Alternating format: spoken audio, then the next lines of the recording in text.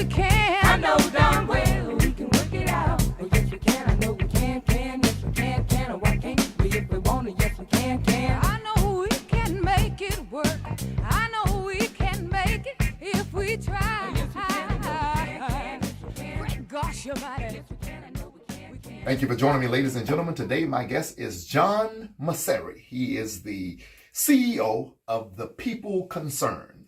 The People Concerned. His organization houses the homeless, feeds the hungry. John is a great man. Take a look at my interview with John Maceri. Take a look.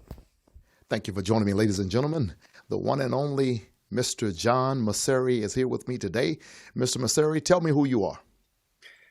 Well, first of all, thank you for having me. It's a pleasure to be here. I'm the CEO of The People Concerned. We are a nonprofit housing and service provider here in Los Angeles for people experiencing homelessness and survivors of domestic violence.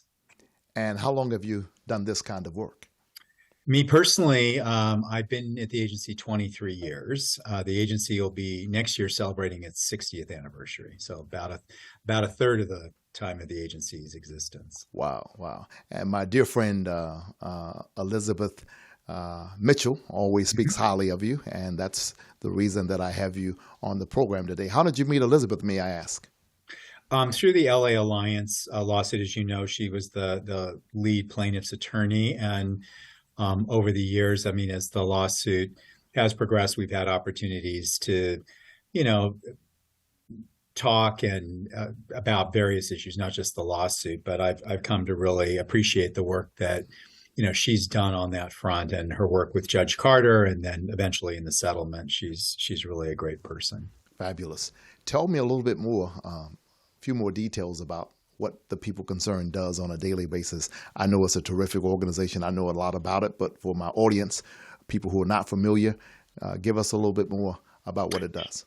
Sure, I'm happy to. So we're a county-wide agency. Our primary service locations are on the west side in Santa Monica, and in downtown in Skid Row, and up in the Antelope Valley. But we work all over Los Angeles County. So we're fielding right now about 18 multidisciplinary street outreach teams. We operate 700 beds of interim housing. We're supporting currently about 2,800 units of permanent supportive housing, with another almost 1,000 units that'll be leasing up in the next 12 to 18 months.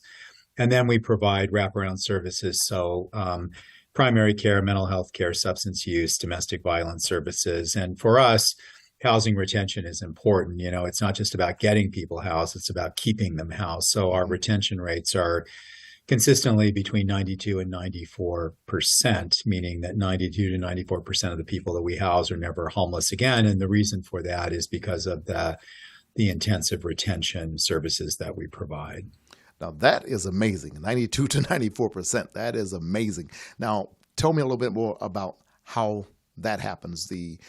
What is it that you do to help these dear brothers and sisters to never become homeless again? What kind of programs do you offer to keep that? Yeah, well, in your work, it sort of begins with building trusting relationships with people, because that's the foundation that we had. And so many of the people that we work with have been let down by systems. They've been in and out of institutions. They've had a lot of promises made and broken. And so building trust is really the first step, and building a trusting relationship is really foundational to everything that we do. Once we do that and we can move people into permanent housing, then we really tailor the services to whatever a person needs. So if somebody is struggling with mental health challenges, if somebody's struggling with addiction, if someone needs to be connected to primary healthcare provider, which we all need in some form. Right. If they need assistance with transportation, connected to a food bank, to a pharmacy, whatever it supports people need to stabilize in their housing and maintain their housing, are the services that we provide. So it looks different for every person. There's no cookie cutter that every person has sort of the same care plan. What I will say is that all of those services are available to individuals as they need to access them. And then they're modified as time goes on, because what we find is that once people stabilize in housing, the first year or two, generally tends to be more intensive services. And then as people stabilize in housing, they reintegrate back into the community. Sometimes they go back to work, they start volunteering, they get involved with the faith community, whatever it is that they are doing to integrate back into the community also reduces the need for services and support over time. Mm-hmm. Now, do you have your own shelters, or do you work with other organizations for sheltering people? How does that work? Both. So we operate 700 beds of interim housing that we directly operate.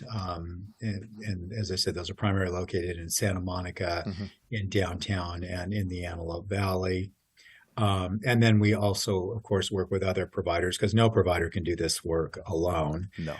So there's referrals. We accept referrals from other providers. We make referrals occasionally to other providers if we're full, or if we have someone that for whatever reason we're not able to house. And we have a reciprocal arrangement with referrals coming to us. Okay. Now, the housing that you have in Santa Monica, is that only for people who are homeless in Santa Monica, or can they come there from other places?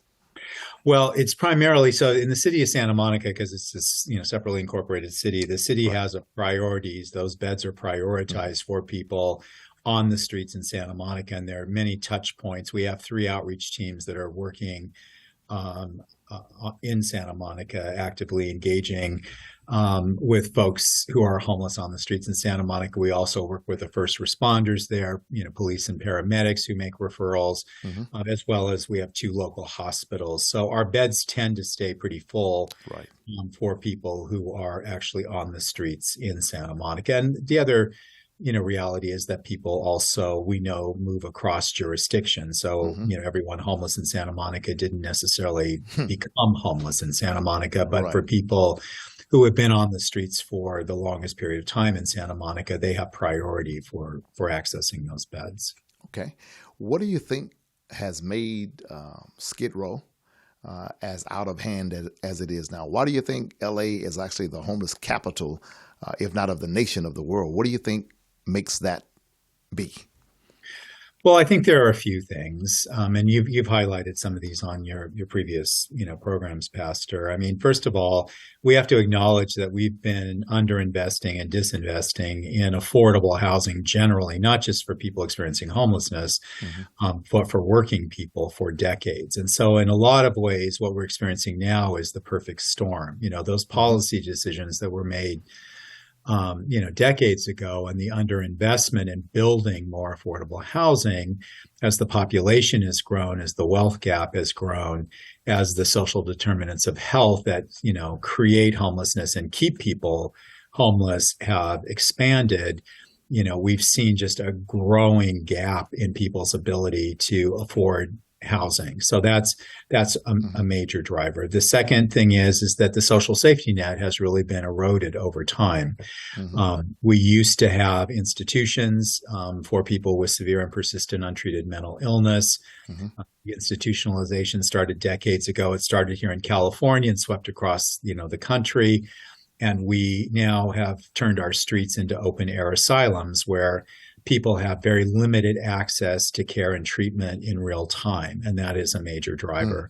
We've seen the proliferation of highly addictive and very cheap street drugs, crystal meth, crack cocaine, fentanyl, opioids are ravaging, the community. And so as those have expanded, we have seen more and more people fall into homelessness. And then there are the economic drivers into homelessness, that people, wages are not keeping up with the cost of housing.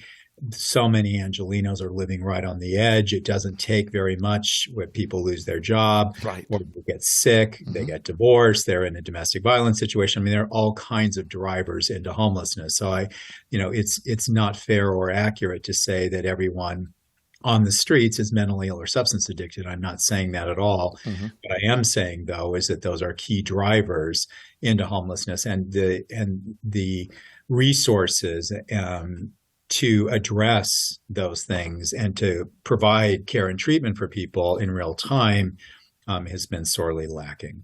Absolutely. Ladies and gentlemen, we'll be right back after this.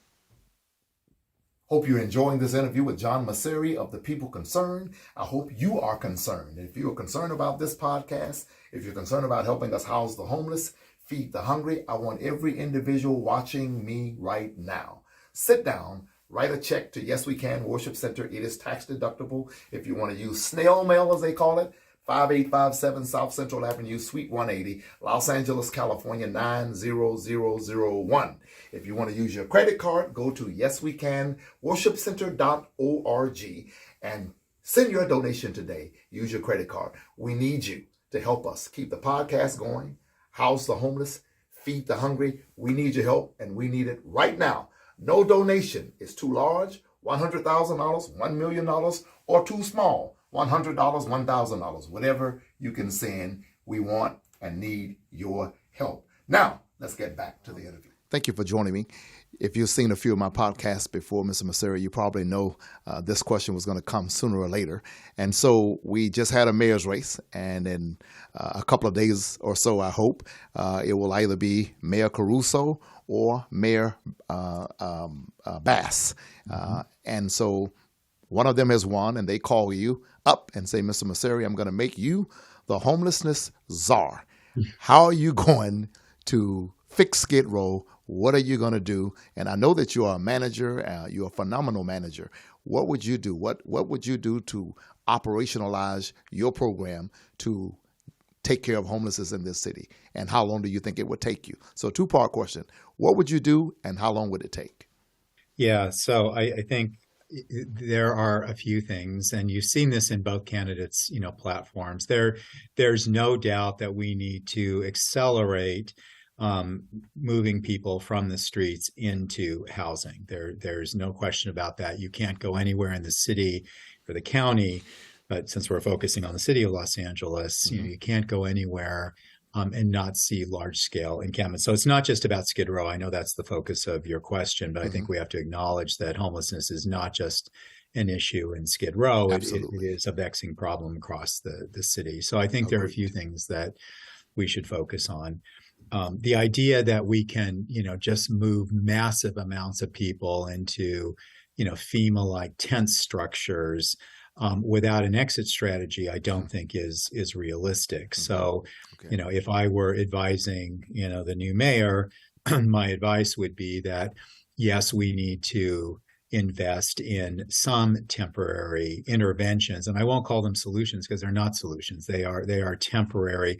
Until people are permanently housed, they're still homeless.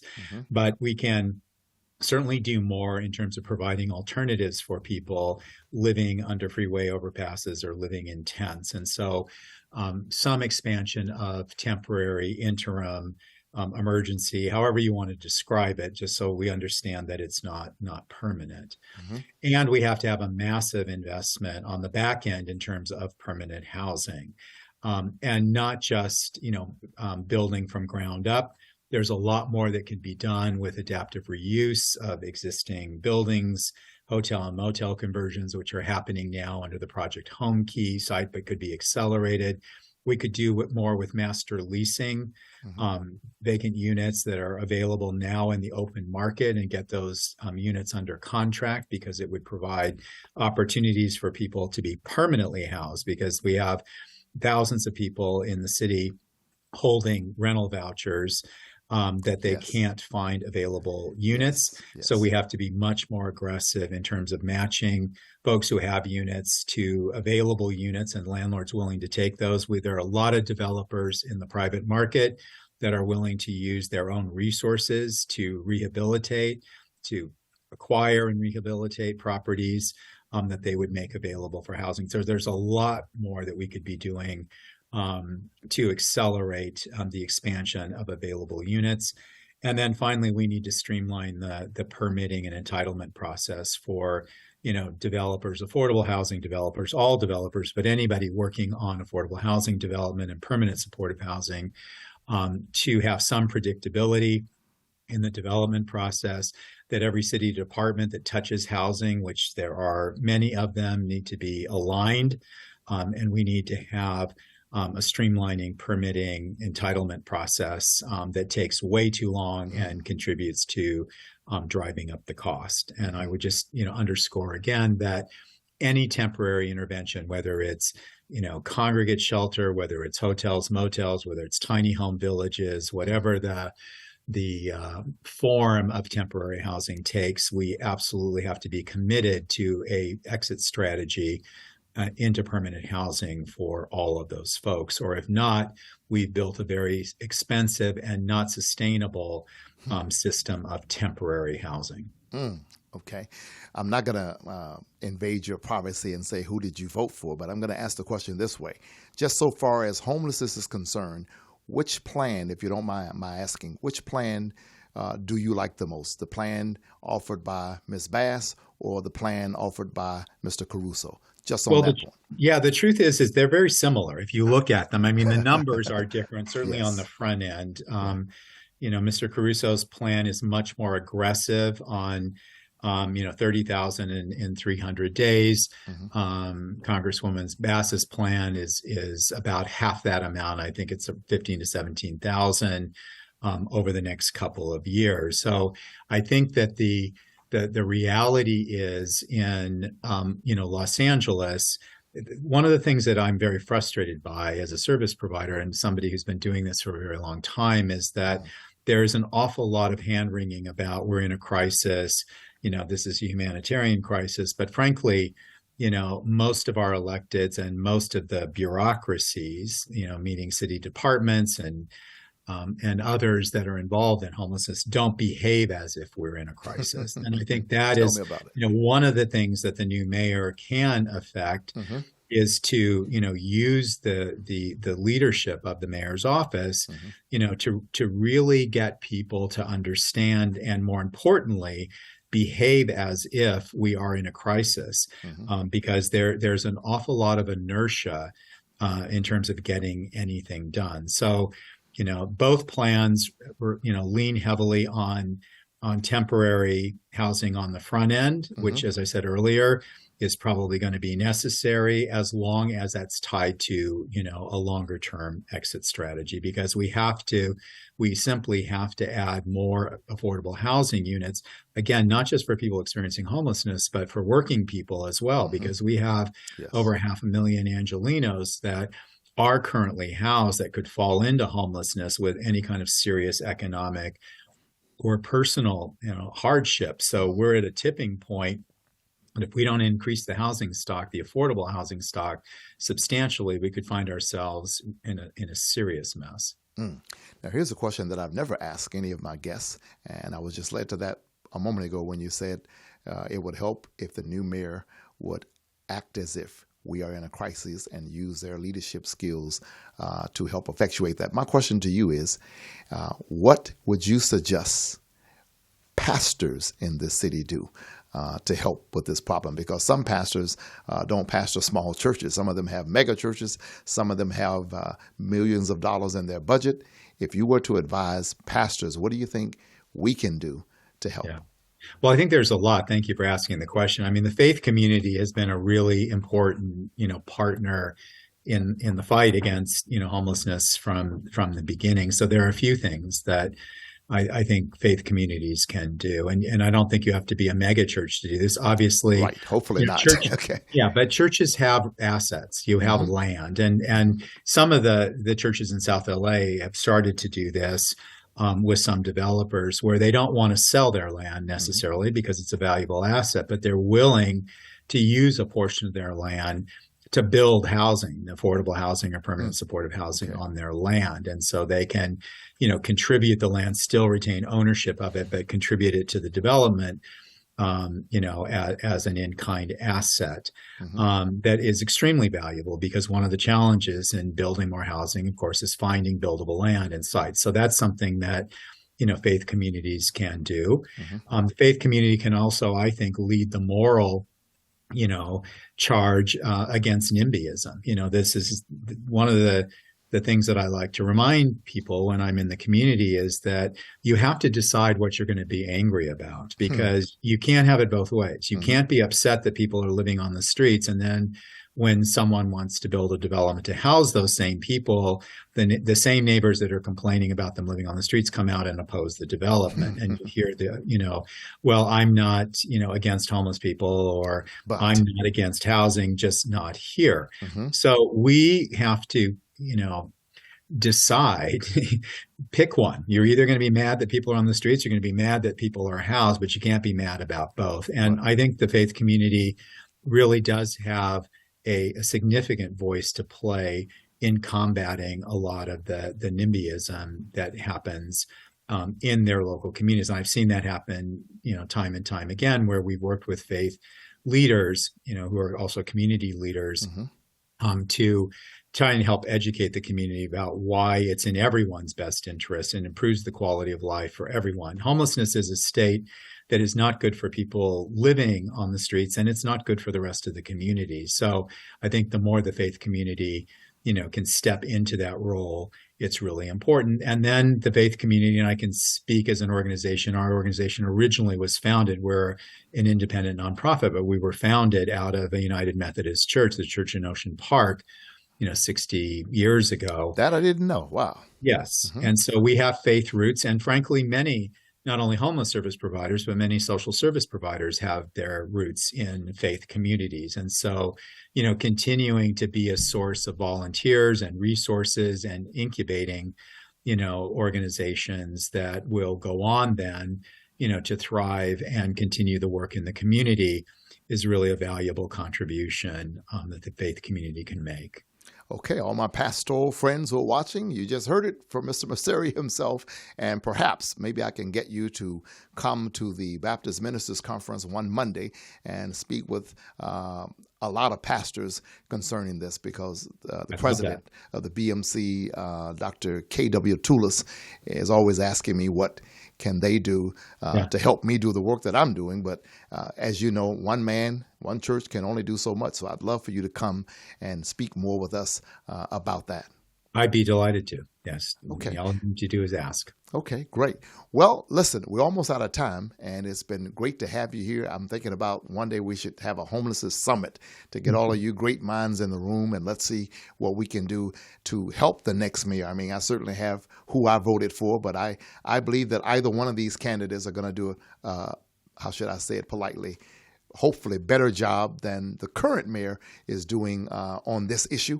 And I just think that we all have to come together and fight this and change this. And I think that we can do it. Anything you want to say last words before you go, Mr. Maceri? Well, first of all, thank you, Pastor, for having me, and would be delighted to come and speak to the group and come back again. So I really appreciate the opportunity. I just would say to anyone listening to the podcast, I understand that many Angelinos, I'm a lifelong native Angelino, I was born and raised here, and I understand the frustration that everyone feels about the conditions of our streets now. But I really want to emphasize that homelessness is solvable. This is not an intractable problem that we don't know what to do. I don't know anyone working in this field that gets up in the morning scratching our head saying, gee, we just don't know what to do. We know exactly what to do. What we need are the resources, and we need, frankly, the bureaucracy to get out of the way. And to your point, Pastor, we do need a united, city who is firm in their resolve that this actually is a solvable problem. And I think, as we start to see the tide turn, as more people are moved indoors, I see that happen every single day. We're housing thousands and thousands of people a year in Los Angeles, which, may be a surprise to some of your listeners, because folks seem to, what they see on the streets is it's getting worse. They don't necessarily see all the folks behind the scenes that are getting housed. But I do not want folks to lose hope or to begin to despair that homelessness can't be solved, because it absolutely can be. Fabulous. And what I've never done, out of all the organizations I've worked with and seen inside, I've never been inside the people concerned. One day, maybe you can give me a tour. I'd like to come down and see what you all do from the inside out. This has been a great interview. I thank you so much for your time. Very eye-opening for me. And ladies and gentlemen, I think Mr. Maceri said a lot of great things here, but piggybacking off of the last thing that he said, united front. We need the Muslim mosque. We need Jewish synagogues. We need the Christian community. We need the faith community to come together. And let's present a united front, because he just said it better than I can. It's not like we wake up in the morning not knowing what to do. We know exactly what to do to solve this homeless problem in Los Angeles, and we can do it together. Yes, we can. I know we can make it work. I know we can make it if we try. Great gosh, your body.